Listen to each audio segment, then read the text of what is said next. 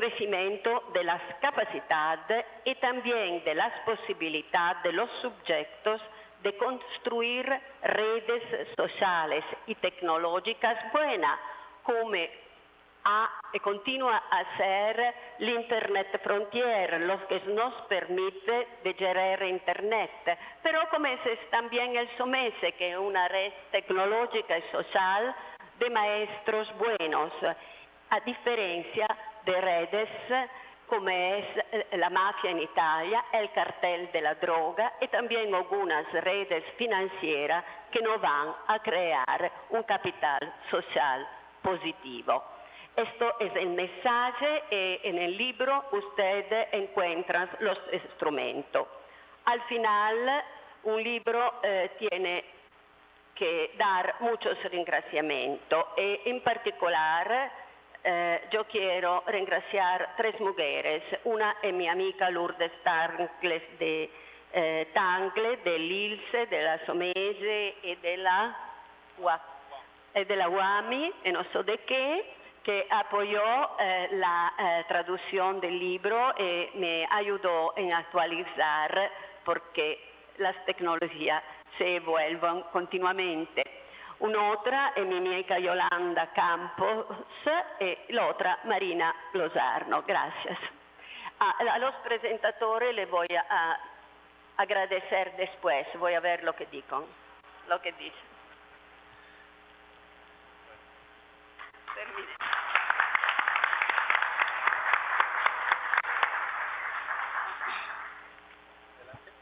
Bueno, pues muchas gracias por este espacio para compartir un poco sobre este interesante tema de la sociología de las redes temáticas. He de confesar que este libro me emocionó mucho por esta relación directa que tiene entre la tecnología y la sociedad desde una perspectiva holística. Algunas cuestiones que voy a abordar tienen que ver con la construcción de las redes sociales y con la generación de conocimiento y las inteligencias colectivas.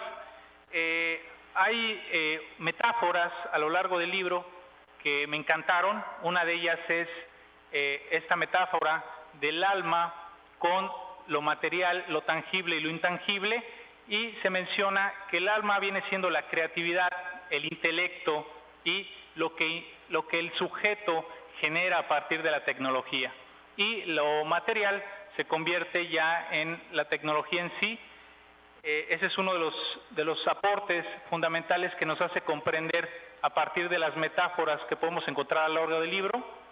Otro de los elementos que me parece fundamental es la comprensión de la división social del trabajo, cómo se incorporan conceptos como outsourcing, empresa virtual, trabajo a distancia.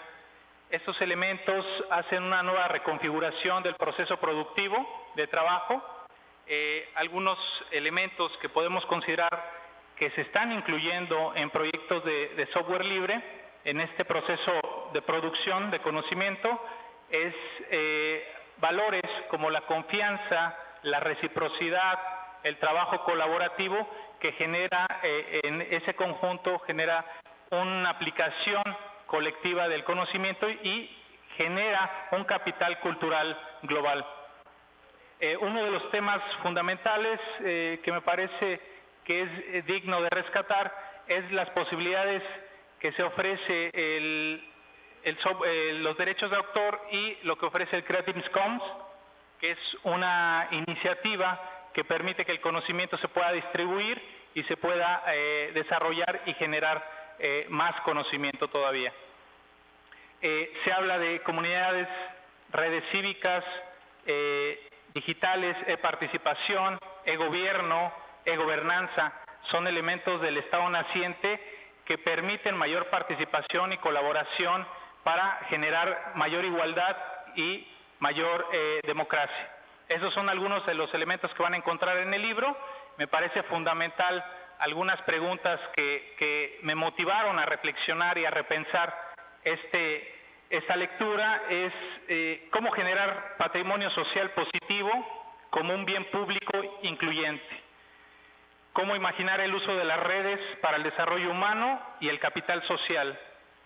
cómo construir una democracia de igualdad y libertad con el uso de las redes telemáticas. Son algunas de las miles de preguntas que se podrán hacer a partir de su lectura. El libro es una valiosa herramienta de comprensión del significado y del potencial de las redes telemáticas para la generación de capital social, cultural y económico. Entonces yo los invito a que vivan esta experiencia. El libro te ofrece esa comprensión y puedes muy fácil hacer la relación con lo que se está viviendo y cómo puedes aplicar las tecnologías de una manera más participativa e incluyente. Gracias.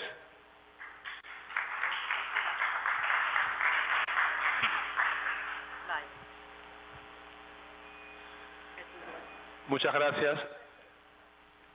Mariela, hace 235 años Adam Smith publicó un libro que se llamaba Sobre la naturaleza de la riqueza de las naciones. Y en ese libro él no inventó el capitalismo moderno, sino que enunció el principio que observó en los talleres de alfileteros en Londres de la división del trabajo y cómo esta división del trabajo iba a tener impactos notables en la productividad, cosa que hemos visto en los últimos 200 años.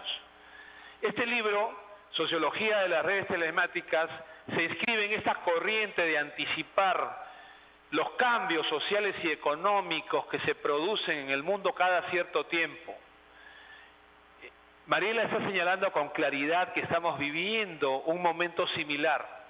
Estamos en un trance. Tenemos la suerte y la mala suerte a la vez de estar en medio de este torbellino, de este remolino. El libro, que tiene varios capítulos, 5 capítulos, me llamó la atención porque yo soy profesor de Economía Digital de Empresa del Conocimiento en las universidades donde participo, y no hay mucho material de lectura, no hay textos para poder recomendarlos. En español hay pocos. Y ha aparecido este libro de Mariela que lo voy a empezar a recomendar con mis alumnos, y creo que vale la pena para todos los que quieran comprender el impacto que está teniendo la digitalización en la sociedad, en la economía. En particular, a mí me interesan un par de capítulos que voy a comentar. En el capítulo 3, redes telemáticas y economía, es justamente el que a mí me apasiona más. Y Mariela define que estamos en un nuevo espacio económico, producto del paso de las tecnologías analógicas a las tecnologías digitales, ¿no? Y ahí nos emparentamos porque es parte de la evangelización en la que ando por mis lares, porque no nos damos cuenta lo que significa este gran salto. Las tecnologías analógicas con las que todavía estamos acostumbrados permiten que los seres humanos nos comuniquemos, por ejemplo. Las tecnologías digitales hacen lo mismo, pero la diferencia está que para poder enviar los mensajes, estos pasan por la computadora, por los procesadores, y se convierten en unos y ceros. Y esos unos y ceros luego llegan al otro extremo y se convierten otra vez en señales análogas. Pero al convertirse en unos y ceros por parte de los procesadores, estos procesadores pueden hacer con esos unos y ceros lo que querramos hacer con ellos. Y además, lo que hemos conseguido es liberar a la información de los conceptos básicos de la física, que son la masa, el tiempo y el espacio, como bien señala Mariela. Este enunciado de que el Internet desafía e ignora los 3 conceptos básicos de la física es planteado por el Premio Nobel de Física del año 78, Arno Penzias. Un hombre del Premio Nobel de Física sostiene que el Internet ignora estos conceptos. ¿Y qué sucede cuando se ignoran estos 3 conceptos? Hay un fenómeno que desaparece que se llama la escasez. La escasez es el centro de atención de la economía, es la administración de los recursos escasos. Cuando liberamos a los recursos de la masa, del tiempo y del espacio, los liberamos de la escasez y entramos en un escenario de abundancia. Vivimos un escenario de abundancia, la información es abundante, ya no es escasa. Las leyes económicas están basadas en las restricciones físicas.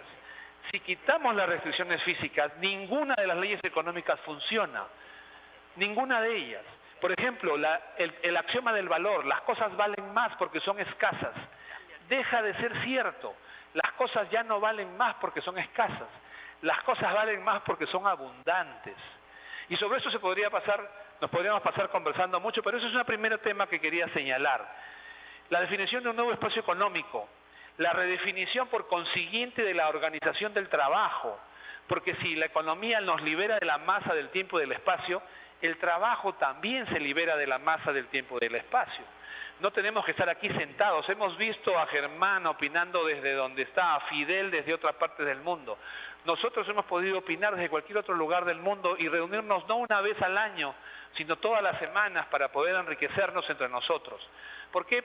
Porque la comunicación eliminó más, se prescindió ya de la masa del tiempo y del espacio. Entonces, nuevas formas de organización de trabajo, señala Mariela, vienen en camino.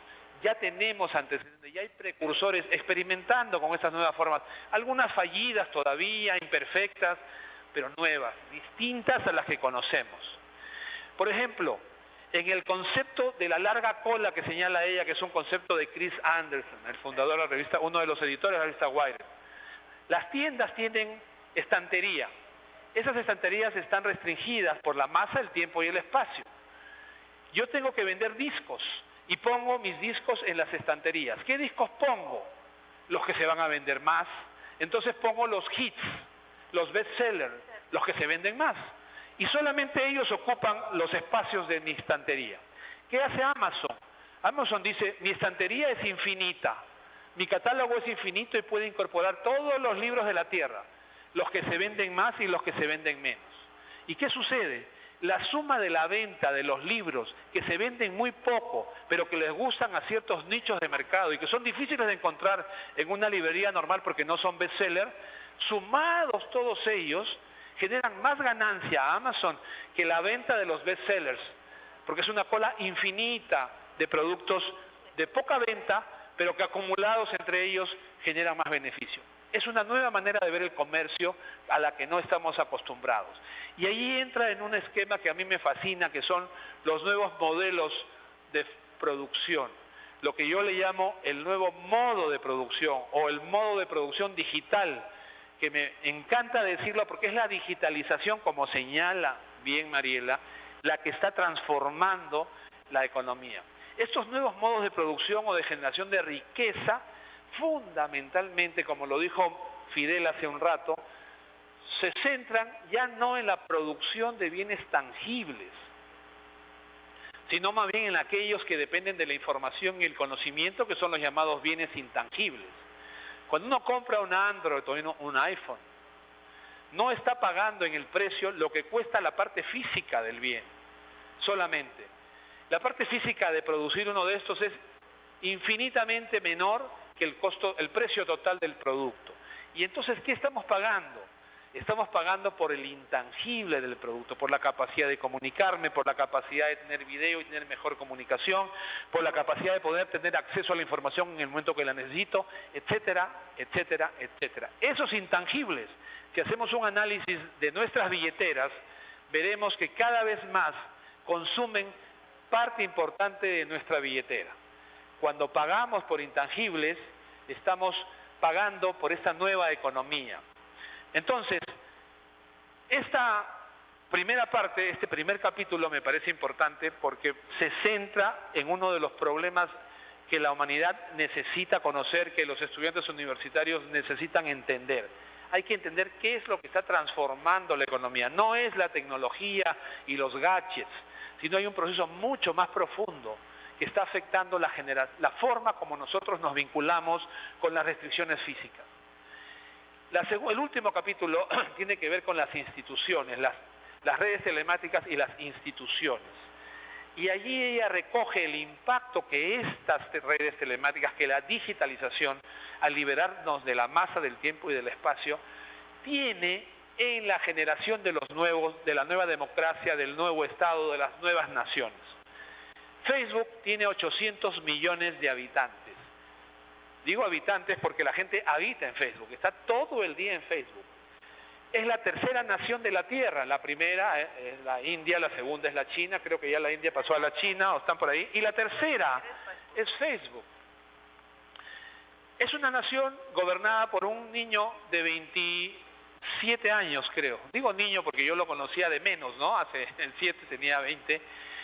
Él está decidiendo qué es lo que va a suceder en el futuro. Cuando dio la conferencia de prensa anunciando los nuevos cambios, nadie, digamos, la sala estaba llena del Wall Street Journal, del New York Times, del Financial Times, los editores de los principales medios del mundo sentados a escuchar a una criatura de 27 años diciendo cuáles eran los siguientes pasos. Somos la primera generación nosotros de adultos en la que los niños están más informados que nosotros. Siempre fuimos nosotros los que los informábamos. La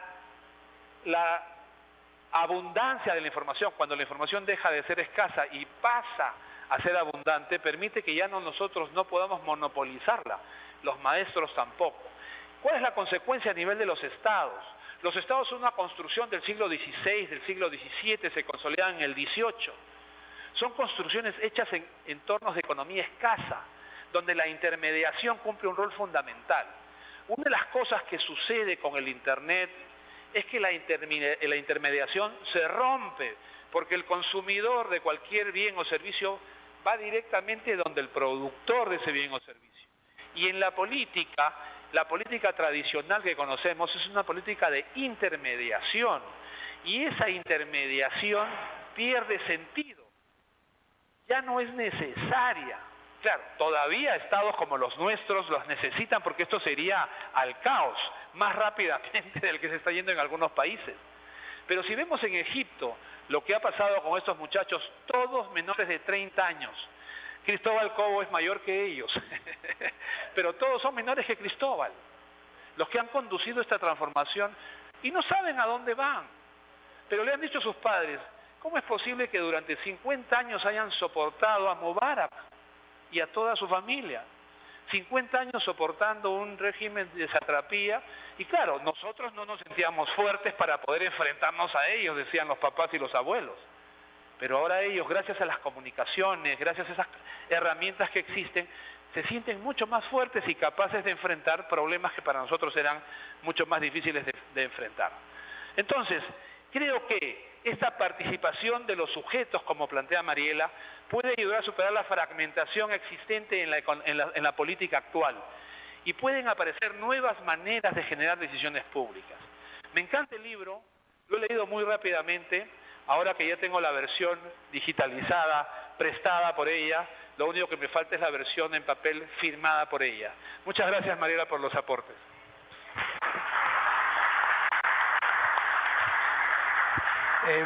Muchas gracias nuevamente a Cubo, a Mariela, al colega Pablo César, a Germán, a Max. El tiempo se nos agotó, lamentablemente estamos en el espacio físico y no logramos escaparnos de que el tiempo se agota. Y solo quiero hacer una reflexión que puede ayudarnos a todos en encontrar mejor qué hacer hacia el futuro. Hace menos de 50 años más o menos,